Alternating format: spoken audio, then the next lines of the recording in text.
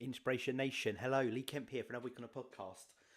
Here with Ryan Boniface returning to us after a few weeks, tagging in as Jose tags out and he's off on his holidays for the next couple of weeks. So you get the dream team now, Lee and Ryan, with none of that noise from Joe waffling up the podcast. We know you're listening to this, Joe, and we do love you, but we're going to make jokes anyway.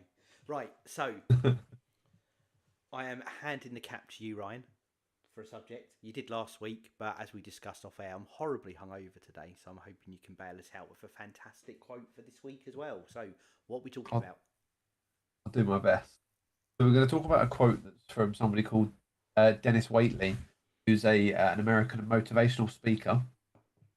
Um, he's actually well known for his work in personal development, and I'm sure Joe would know all about him if Joe was here. However, I don't think I've heard of him before. Um, he's written several best-selling books like The Psychology of Winning, which has influenced athletes, business leaders, and individuals striving for personal growth.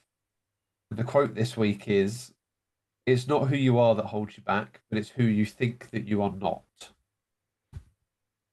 Oh, I like it. And I thought you were It's going to not, say, I thought you were going to say, it's not who you are that holds you back. It's who you think you are, but it's who you think you are not. I like that. But yeah. you can't. I know I cut in there. Um, You can't throw it over though. You've got to tell me some thoughts now. You can't do a Jose. I was going to say the meaning of the quote speaks directly to self-image, which I know is something that we've spoken about a bit on the podcast before. Um, Most of the time, what holds people back is not their lack of talent, I think, or their resources or opportunities. It's their limiting beliefs about themselves. Um, it's that inner voice that we've spoken about a lot, especially for me personally, that tells people that they're not smart enough, they're not experienced enough, and that I'm not the type of person who can do something like that. Um, in reality, these thoughts create invisible walls to stop people from growing or trying to improve themselves or um, trying new things or reaching their potential, really. That's what I had for the subject. I've probably done a bit more than Joe would, but Lee, you got any thoughts? I've definitely lived that life. I was thinking about this something simple as the other day, but there's box it. It's very rough timelines, but like if I box it into my 20s, I think my view of the world was the world's quite large and I'm quite small in it. Chances to make an impact quite small. And it's just the things I do now that I'd reach out to people to talk about things, or even this, like when we do the podcast or other things like that. I don't think I'd have thought I was the sort of person who could do those things when I was younger. So I probably would.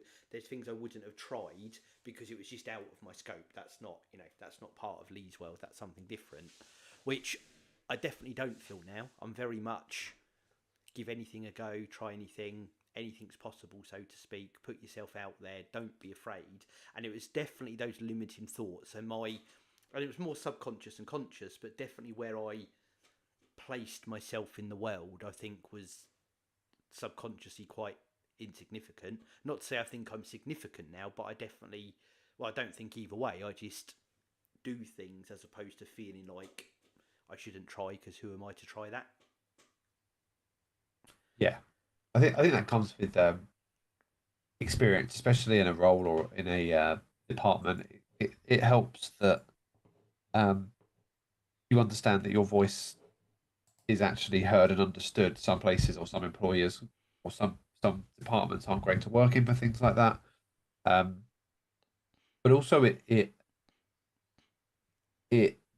really pushes down what you think you can contribute to your team as well. Yeah, Like it can push away it can push away feelings of success or inclusivity, and then you think, well, they don't need my help on that project, and more often than not, they probably do.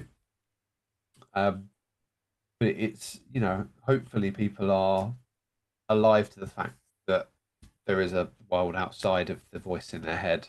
Again, something that I've spoken about, and trying to keep it quiet and stick to what you know is true, and not listening to what those thoughts in your head say. Um, so hopefully people are able to push through that. But um, that I'm doing a lot of work, kind of reminding myself to be kinder and taking those appropriate steps to trying to take those steps to be kinder to myself. So um, I've seen a little peaks and troughs with that. I think it's getting a little bit better don't think I've seen loads from it yet, but I think as time goes on, we'll see how it goes, and I'll report a bit more on it a bit later in the year or whenever one of you guys asks me. But I think for the people at home and those listening and watching, it's kind of understanding that those kind of things happen, but it's then how can you apply it, apply those fixes or apply those remedies to try and battle things like this to their daily lives. And I touched on one just then, but it's talking about things like challenging negative self-talk and when your mind wants to tell you to be not so nice to yourself or put yourself down or be not the biggest supporter of yourself. It's challenging that and saying, I'm not listening to you. I think I can do it because of X, Y, Z, and then really pushing through the barrier that your voice tells you that you can't. That's quite a big challenge. I think, as I'm sure both of us can attest to, really. Yeah, Hunter, and this is, you've said this is a big thing for you this year, isn't it? This kind of inner voice challenging that, because I was going to reference earlier where you said about, you know, people who influenced it. Is no one hears this. It rules your world, like creates your world, but no one Yeah, other than you knows that voice even exists or what it says or what it drives or what it does. So, like you said, that bit of challenging it, and it's hard trying to push out the negative talk and the doubt and everything else is an absolute killer, and it's a good thing you're, like you've said in previous podcasts, you're conscious of that and you're pushing through with that this year. I find as well, another thing for me, once I kind of got past that barrier, and again, you never completely just ace things, they're always a work in progress, but once I was more in a confident place to put myself out there, encouraging other people to do the same thing really helps me, because you kind of spread that message on. It becomes empowering for you when you're doing it for other people, because everyone, right, well, you know, everyone's got their own voice. They're concerned with their place in the world. Most people aren't really concerned with me and what I'm doing. It's them. yeah, And actually, if I can help bring that out in them, it's great for them. It's a good thing for me, and you know, you're doing good things for people, but it reinforces that, because you're like, well, if they can do it, I can do it. And if hardest thing in the world is always to take your own lessons, isn't it? But you know, there is that bit, if you keep supporting people, challenging people in that positive way to knock out their negative voice, encourage them that they can go out there, they can do things, they can try. It just reinforces it all for yourself. I think is one of those coping mechanisms and helping with, yeah, yeah, stamping out that inner doubt. yeah. No, definitely. Um, the next thing I've got on the list for having to apply kind of being nicer to yourself into your daily life is focus on strengths. Write down things that you're good at, or make a note of things that you're good at, and build your confidence around them. Really hone those kind of skills that you're good at, and try and drive them into things that you can. And if there's situations where you can't drive them into, then that's kind of perhaps where you take a bit of time to build your confidence and get better at some of the other skills that you think you need to kind of control or control your input to those environments that you get to as well. Um, where are we? Sorry. The next one on the list is act as if. So start behaving like the person that you want to become, even if you're still growing into that version of yourself. I think I've used the phrase on the podcast before, maybe as a topic, but sometimes I'm a firm believer of faking it until you make it. Um, kind of, kind of don the suit of somebody that, or wear the clothes of somebody that can do what you want to try and do, and you'll kind of give yourself a placebo effect of being able to do well in those scenarios or in those situations, and you'll find that more often than not, you'll gain the skills throughout a manner of time that you need to be able to do it anyway. And that's definitely helped me, I think, in my career is not pretending to be other people or doing anything like that, but um, providing a thought to myself that I need to be able to believe that I can do whatever it is that I need to do or whatever task I need to be able to do so that I can almost convince myself that I can do it and those around me as well.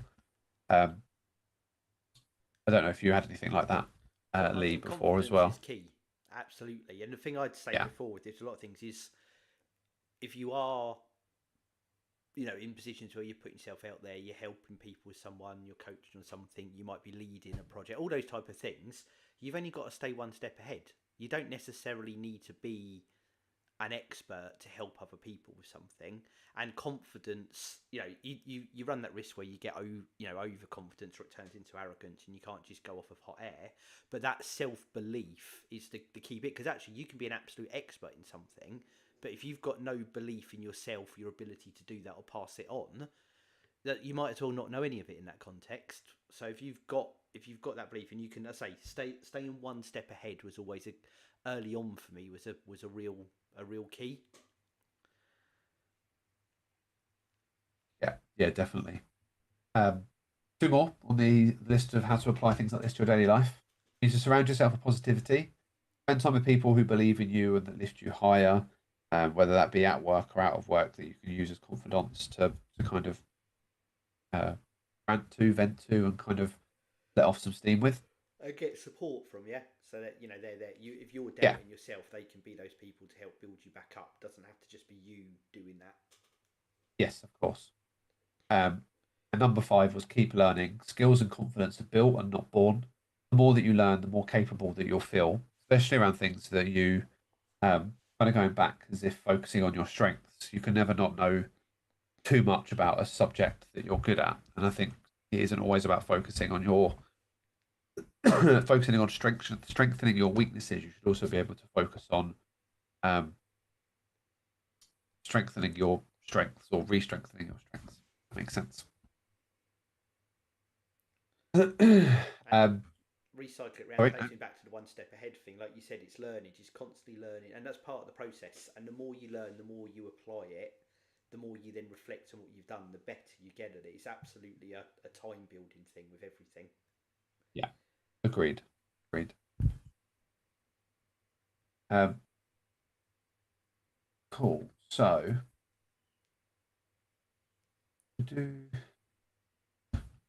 moving on, kind of just circling back to the quote again. It's not who you are that holds you back. It's who you think that you are not. It's not the easiest for me to say that one. Um, I think as well, it's very easy to go the too far the other way as well. We've definitely spoken about this before, and think that you're not thinking that you can be everything as well is Yes. something that people can be guilty of. Um, and I think it's a fine balance to find the middle. But I think there's definitely a scale of being too far one way or too far the other, and trying to find that balance in the middle is important. Without trying to be too in your face about something, or too um, withdrawn, or um, not involved enough, or too involved. And I think it can be a fine balance for people to get that right, really. Um, but it's important to kind of push, especially being reactive to scenarios where your mind gets not the better of you, but you have your guard down. So when you hear some of those phrases in your mind, it's also important to kind of reassure yourself that you're not that type of person that your brain tells you you are. And I'm just sorry, I'm gonna lose the words. I'm not. I am good enough to do that. I can be that person, and I can definitely do all of the things that you're telling me that I can't. And that's really important to put your brain in the right place and um, bring a more positive kind of affirmations to your life or anything you're doing. Any thoughts? I think you're struggling with a hangover more than I'm struggling with a hangover today. Yeah, I don't know. My mind isn't kicking in today. It's just I know that feeling when you go to read a sentence and you know it's there and you know what you want to say and Just your mouth just can't, won't play ball with won't you say it. whatsoever That's what it. you're doing. Yeah.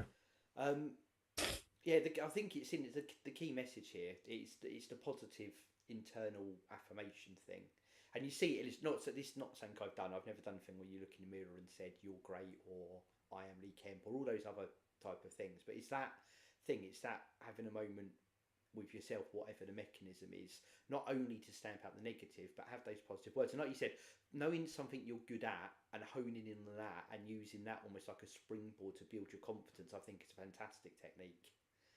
Yeah. Because you can build on that, and then if you're good at that, well, actually, I can do this, but I'm day one and I need to start to learn it. And you build and build and build, but you've still got that other thing there as well. And you start building out skills. But like you said, you don't go to the other extreme where you believe you're the expert at everything, because there will be things that just don't sit. And it's that comfort to be like, well, no, I'm here. This is my good zone. This is where I'm good at. This is where I'm challenging myself. This right now, and it might not be for everything, but this now. I used to make languages. I'm absolutely terrible. Now, I dare say if I dedicated some time to learning the language, I probably would. But I hate it. I really like. And I know people. And my other half is one of those people who really enjoys learning languages. It's like hell to me. I don't know why anyone would put themselves through it. So that's definitely in my outside over here that I'm not going to do it. But then there might be other things like we had with all this AI and coding and that. 18 months ago, I didn't know any of this, and I've dove in and I've started learning with that pretense. And I think it's there that I know that if you do immerse yourself in something and it clicks and it's the right thing for you, that knowledge is built and built and built and built and built. But stuff I know about that now will seem really babyish in another 18 months' time compared to what I know then. So you're on a journey with all of that, building it out and building those skills. And again, it's just that comfort that that's part of the journey. It's part of what you're doing. Yeah, you can totally agree. Whatever it is, you can learn it, unless it's French for me, because I have no desire whatsoever to put myself through that. I bet. I mean, I can swear in quite a few languages. I don't know if that's a skill. Same, I think, but I'm not sure that's a skill for me either. That's all I've got in terms of a subject for this week. I was going to say, take us home. So give us a takeaway, Grifster, of what you're taking from that quote. I think it's important that you can say all these things, but your mind will still let these things through, and you'll have your guard down. And it's important to remember that that's going to happen. But it's about how you deal with it when it's there, rather than how you always push it away. I like it, and this is, I say, growing into a theme. I like tracking this journey with you on this year and seeing how you get on with that inner voice and reshaping it. I'm gonna, and it's one we talked about before. I'm gonna use the one step ahead. I said it's always, if you're on lesson 2 and someone else is on lesson 1, they don't know what's in 3, 4, 5, 6, 7, 8. You can just stay that one step ahead. So I think it's always that comfort in knowing what you need to know at the time to get the job done. And knowing you can learn things in the future, and just building on that confidence would be what I take away here this week. Sounds good. Right, it's weird. We didn't. So we said this just before we hit the go button, but it's weird because going back a few months, we didn't really have like a TikTok, YouTube engagement thing going on. But without Jose to run the ship, we haven't got that, and it feels a bit weird not having that now. I kind of got used to that, so. All those that are listening on audio, we appreciate our audience. We'll be back to TikTok in week after next with Joe. You can join us though on YouTube each and every week. Again, both TikTok and YouTube. Jose Noya-Inspiration. Stick that in your Google machine. Follow, subscribe. You'll get a notification when you're going live, and you can join in with the show. And not just with the show. Joe's on there, other than at the moment because he's on holiday, pretty much every day, interacting with people, answering questions, doling out support. It's a great community to be a part of. And we hope that you'll all, if you've enjoyed this, you'll get involved with that. And we've given you a little nugget of inspiration for the week. I guess on that, Ryan, I can say, I'll count us down, and we will be back again next week. 3, 2, 1. Inspiration Nation. Catch you guys later.